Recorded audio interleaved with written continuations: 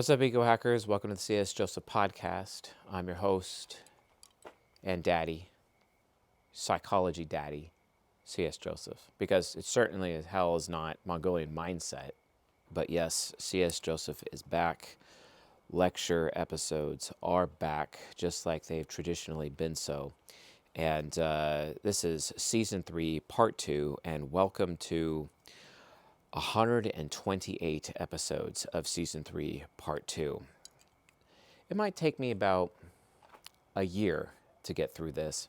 So what I am going to be introducing to you is the updated Octagram 4.2 approach to a personality type, which basically includes their nature as well as their nurture, okay? Now, we all know that when people are looking at personality types and they want to have they go to 16personalities.com and they take their personality test and then ask them a couple of questions to determine if they are assertive versus turbulent. And assertive versus turbulent is basically their attempt at an octagram. And then obviously a lot of people like to combine their Enneagram with it as well. The problem is that Enneagram is completely false. That's why we have the Octagram, to kind of get rid of the nature crap, the nature cancer that is inside of Enneagram. And Enneagram is basically a complete fucking waste of time. So stop doing it. Pay attention to this Octagram, okay? And if you want to learn more about Octagram, school.com/CS Joseph, SKOOL, $29 a month. And you get educated immediately on Type Grid 5, which we're going to be lightly touching on Type Grid 5 today, maybe even lightly touching on Type Grid 6. Those are two separate systems. They work in tandem with one another, and you can verify them against each other. They're pretty cool. So let's get this show on the road. So we're doing ESTJ, Subconscious Developed Judging Male, also known as Subconscious Developed Unconscious Focused. Because if you're SDJ male, that means you're subconscious developed unconscious focused. Subconscious developed unconscious focused basically means that you as an ESTJ man, you start out in your ego, you are very comforted as a child, got a lot of attention as a child. You probably shouldn't have, because let's be honest, these guys they're kind of like paper tigers, They're kind of like pussies, but paper tigers.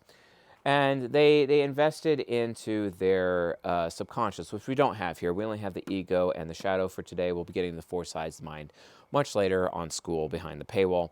But they go into their subconscious and then they start developing their super ego when that is completely not the growth track that a man should be taking.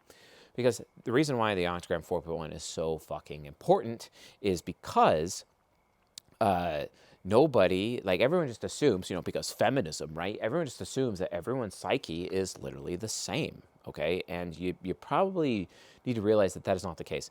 Gender affects everything. So welcome to the only personality system in the world that actually completely maps out gender and can predict male and female behavior in basically every context. Congratulations, you, right? I look forward to you folks hanging out and playing with the AI that we're making based on my work. Anyway, and that includes all the stuff that I haven't taught anybody. Haha. So anyway, be that as it may, we have the cognitive function stack, the traditional 8 cognitive function stack right here. That's pretty awesome. Extroverted thinking, which used to be known as extroverted thinking hero. We have what used to be known as introverted sensing parent, what used to be known as extroverted intuition child, introverted feeling inferior back in the day, TI nemesis back in the day, SE critic, NE trickster, and FE demon. The thing is that these cognitive attitudes, because of the presence of the octagram, actually is now null and void and has a completely different approach now. And also the definitions of the actual cognitive functions have been updated, which you folks don't even know, but here we go. So extroverted thinking represents goals. Introverted sensing represents familiarity, also known as comfort, also known as memory, but really it's about familiarity. Extroverted intuition is all about choice. It's all about choice, being chosen and choosing things. It's all about choices. And then introverted feeling is about principles, right, for decision making. And TI is all about thoughts, right? And then it's all about extroverted sensing is actually all about competence and skill, okay? And introverted intuition is about desire, right? And extroverted feeling is all about values.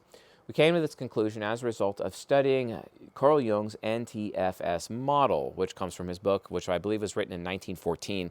NTFS, also known as the four cognitive senses. We have intuition, we have thinking, we have feeling, we have sensing, right? The thing is that depending on which cognitive sense it is, and obviously we have 2 cognitive functions per cognitive sense in the 8-function stack.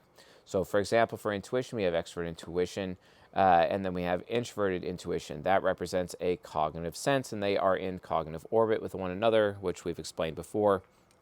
And if you want to learn more, just search cognitive orbit on this YouTube channel, but understand that information is out of date, but the mechanic still is the same, okay? So that's pretty cool. And then obviously TE is for thinking, TI is for thinking, and then the F functions for F and the S functions for S. Okay, that's pretty simple. But what we started to realize is that how we're explaining these functions are actually completely inaccurate. Not really. How we've been doing it traditionally. Ever since type grid 3, even type grid 4, we've been explaining cognitive functions completely wrong. And we came up with this thing called human connectivity theory. It's at its version 2 right now. Version 1 kind of almost got us there, but it didn't really. But now we're on version 2. If you want to learn more about human connectivity theory, get behind the paywall. So, and then obviously, we have new cognitive attitudes. New cognitive attitudes. That's pretty cool. So the ESTJ with the Octagram of subconscious developed judging male actually has extroverted thinking warrior, and they have introverted sensing teenager, and extroverted intuition youth, and introverted feeling inferior, and then TI ally, and extroverted sensing senile, also known as the critic, and introverted intuition master, and extroverted feeling demon. Obviously, some types, this demon would actually be an angel. Some types, this master would be a trickster. Some types, the senile old person would actually be like the grandparent. And then in some types, the ally would be the nemesis. Some types, the inferior would be the aspirant. In some types, the youth would be the child. And sometimes the teenager would be the parent. And in some types, the hero is the warrior, or the warrior is the hero. So, and this is all based on immature or mature, basically. So you have mature functions and immature functions now, okay? And that entirely matters because that basically determines their behavior. Great. It determines their behavior. Pluses and minuses here basically represent optimistic and pessimistic functions. That model has not changed. That is the same as it's always been. And then we have these here, which are even more fascinating. These are called functional roles. These are the roles that the cognitive attitudes take, and this is basically an underlying passive behavior versus these behaviors are more active. These behaviors are more passive. All right, so there you have the active mode and the passive mode basically, and these things all work together to make up a person's mind, right? In this case, the ESTJ subconscious developed judging male who grew up with a lot of attention and then got entitled to that attention and then is trying to be Mr. Machismo and convince everybody else that he's hot shit when in reality he's probably statistically likely to be a complete fucking loser. But, more on that on the Hacked Off podcast. If you haven't listened to the Hacked Off podcast, you really should. Just go on YouTube or Spotify and search Hacked Off podcast. And yours truly is hosting the podcast with our very own kahuna, Yuri Skarzinski. You should definitely listen to that. We have 14 episodes now. Average length of the episodes is 1.5 hours. What the fuck are you doing with your life? Get educated, because if you want to understand just how important the octagram is in terms of practical application in life when it comes to sexual relationships or basically any social anything, then you need to get dialed in on that podcast immediately.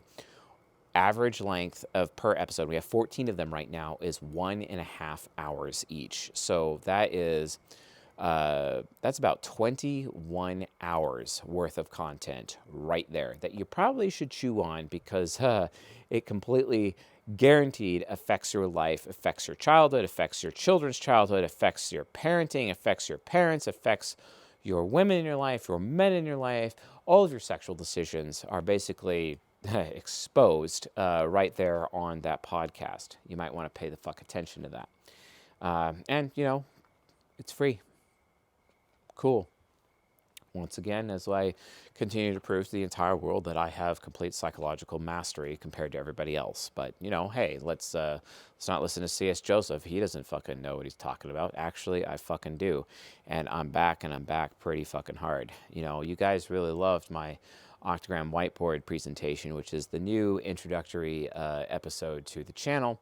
So, and I had to get a few things off my chest in terms of helping Hacked Off Podcast launch, removing a lot of that content actually permanently over to Hacked Off Podcast while I get back to the motherfucking whiteboard lectures, which I'm sure you folks think are fantastic, as you've said many times. So here we go. So let's talk about what's going on here. So goals, extroverted thinking goals. So they are a warrior. This is all about, they're doing this, it's the mature form of their function, of the extroverted thinking function. However, this is not the function that they use the most. The function that a person uses the most is actually the demanding function. It's kind of like, what we would call the hero function, basically. And what it is frequency of use. Demanding function is frequency of use, which means these people are entirely obsessed. These men are entirely obsessed with their competence. You want to hurt their pride? You absolutely, you want to destroy their confidence? You basically question their skill and their capability consistently to their face. And given that they're unconscious focused, that's actually pretty easy to do, because subconscious developed judging men are typically really fake. And you can just easily expose that they are actually incompetent, this senile old man that is incompetent, and make fun of them in the process, and that it will completely destroy their egos for the lulz. By the way, folks, just giving you a heads up, I am personally not a fan of the subconscious developed judging males. Statistically, they're the ones most likely to be like womanizers and other issues. They're the fake it till you make it people. Whereas I like to practice it until you master it. That's what I recommend. Anyway, so yes. ESTJ. Oh, and by the way, folks, if you don't think I'm not going to be shitting on your type, I'm basically going to be shitting on all of them. So just get over yourselves. That's just the reality of how I work. Because you guys need to see, they really, I'm not going to be like fucking Teal Swan and explain to you people oh, you're this type and you do this and you do that. And it's so good. And then I'm just like, you know what? Shut the fuck up. I'm going to tell you how you people are assholes or bastards. I'm going to tell you. I'm going to tell you your shit behavior. And then guess what? Other types of other octagrams are more likely to have better behavior statistically, but the worst behavior, the worst of the worst for men is SDJ male. So that's why we're starting with the worst of the worst first. And we're going to save the best of the best for last. So 128 episodes, folks. It's going to be a lot of work and a lot of listening, and you're probably going to spend a lot of time trying to figure out which of these types you actually are. So to do that, go to octagram.me. It's a website, octagram.me. Take the test. The results on it are not so accurate. It needs to be fixed, but it will at least kind of ballpark you. But if you really actually want to go in deep and understand Type Grid 5 and Type Grid 6, you got to go to school.com/CS Joseph. Get behind the freaking paywall. It is what it is. $29 a month. Come on. So they're all about their goals, and this is their selfish function, which means they are all about taking credit in literally everything. They have to constantly take credit for everything, because through taking credit, that proves to them that, oh, hey, I'm a very competent person. Yay! Even though they're actually not, and they're just fake it till you make it people, but no, let's not do that.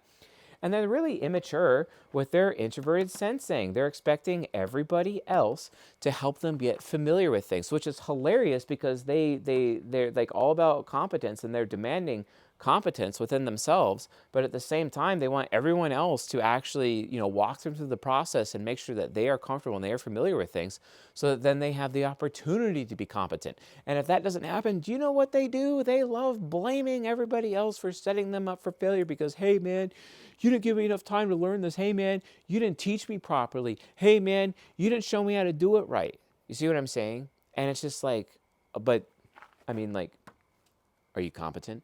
So it's just them lying to themselves and gaslighting themselves. They're really good at other people's, managing other people's goals, setting the goals for other people. They can kind of be a little bit middle management-ish. The problem is that given their fake it till they make it perspective, they oftentimes end up resting on their laurels, which is also really annoying, okay?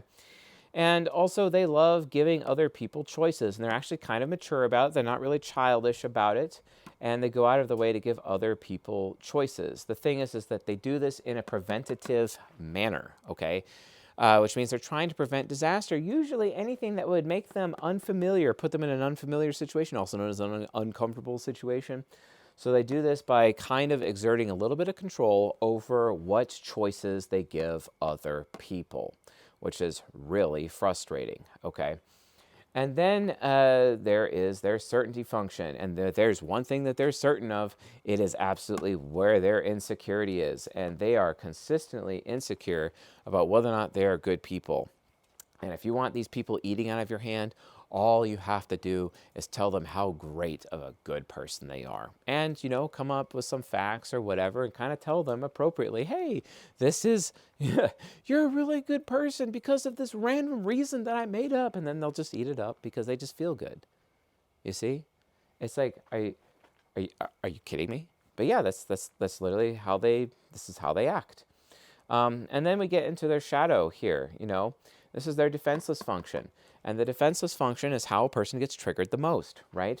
And apparently it's his ally. So this guy is heavily relying on this function to help him in his time of need, even though it's also his defenseless function, and that is his thoughts. But what he's trying to do is that he's really, really worried about being around stupid people all the time. And he really thinks that if he's around stupid people, he's going to end up super incompetent because that's his demanding function, because he demands competence from everybody else. Yay!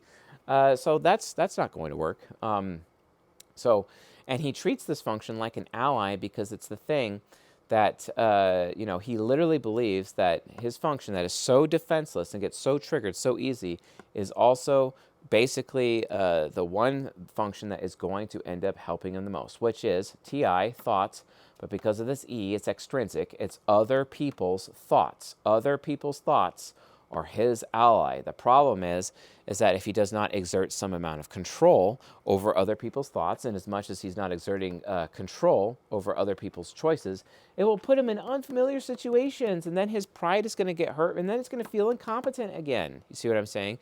These people, as subconscious developed judging males, are just like walking contradictions. Can't you see just from the functions? Like, they're walking contradictions. It's like, what the hell? Like, what is even happening here? This walking contradiction of a man, right? And they're being senile about it, right? In this demanding function, because this is an intrinsic thing, and it's all about my competence. And he puts his ability to be competent over everyone else. This is the kind of person that it's like, no, I do it. You see that child is like, no, I do it. And they say their name, it's like, Lucas, do it. You see what I'm saying? Lucas, the ESTJ, subconscious developed judging male. And they're kind of like the senile old man, being very demanding about it. They're the old man that's like sitting down, at the restaurant, and they get really pissed off if the service is not perfect. And what it all is that they want to have every opportunity to prove to others, because they're trying to prove to themselves that they are competent. It's not about other people's competence. It's about their own competence. And they have consistently have this pressure to prove to themselves that they are actually competent, right? And their entire ego is actually centered around this demanding function because they're trying to prove to themselves that they are competent, and they kind of act like an old man about it. And it's really annoying. It's completely annoying. It's really annoying. And then there is other people's desires, and they're a master about it, and they're very idealistic about it. However, from this perspective, these, and you know, it's a master function. It can still act like a trickster at times, but it's a master function. So actually, they're really, really, really good at understanding what other people want and what other people desire. That is extrinsic NI. Used to be extrovert intuition was what other people wanted. That's not true anymore. It's actually extrinsic NI. Being aware of other people's choices, that is extrinsic extroverted intuition. Other people's choices, right? But he is having extrinsic introverted intuition, also known as desire, and he is a master about it, and he's very idealistic. And because he is aware of other people's desires, guess what? He's actually extremely controlling about it. Like, this is where he is really controlling. This guy imagines to himself, okay, that he is helping other people and he's being idealistic towards other people. He's doing everyone else favors, okay, by basically telling them what they want, okay? A really great example of this, ESTJ SDJM, is actually like the connoisseur, the guy who's selling wine. And he comes up to you and he's like, hey, you're going to like this wine. Your palate, you're going to want this. So, and then you're basically kind of forced by this connoisseur to, like, because he's being hella controlling, to take the specific wine that he is recommending to you. And then you go try it and you're like, okay, you know what? Actually, it was really freaking good. I actually had this experience in town recently. I got this wine called Valroy, and it tasted like salty blackberry fruit leather. It was excellent. I didn't like it at first, but then I ended up acquiring the taste, and I would buy that wine from him primarily. And that was the wine that he basically made sure, very forcefully, controllingly, to actually purchase that wine. And you know what? He ended up being correct because he is the master. The problem is it can be actually very off-putting to other people because it is them being super controlling, and it's really annoying. But he imagines to himself that he is being controlling for other people's benefit, right?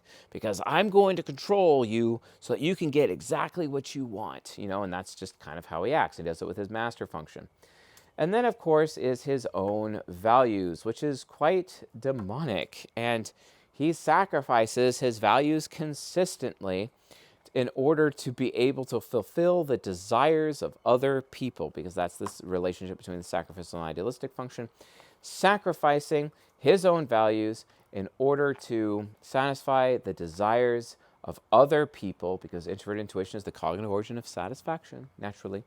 Going to satisfy the desires of other people, and he's going to be idealistic about it. So what ends up happening is that this man entirely and utterly ignores his own values, to the point where you could argue that he doesn't even have a set of values.